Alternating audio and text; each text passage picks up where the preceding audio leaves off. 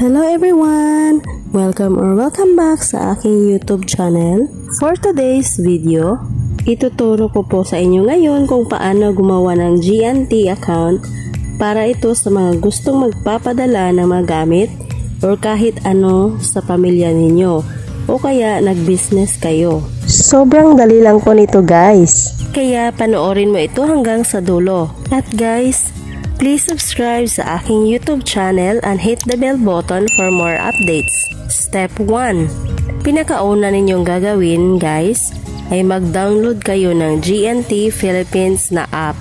Kapag na-download nyo na ito, pwede nyo na itong i-open. Dahil wala pa tayong account, itap natin itong create an account. Step 2. Ilagay natin dito yung email natin para sa verification.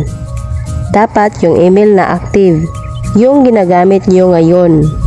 Pagkatapos mong malagay yung email mo, itap itong get code. Dito guys, kailangan nating i-complete itong puzzle. Slide nyo lang ito pa right side. Ayan, verification passed na. Pumunta na tayo kaagad sa ating email account. Makikita mo rin dito, meron nang sinend ang GNT na verification. I-memorize mo lang ito or i-copy at bumalik sa finilapan natin. So ayan, ilagay lang natin dito yung code or i-paste. Dito sa pangatlo, wala naman tayong employee code. Pwede nyo nang i-next kaagad. Step 3. Dito guys, kailangan nating gumawa ng username at password.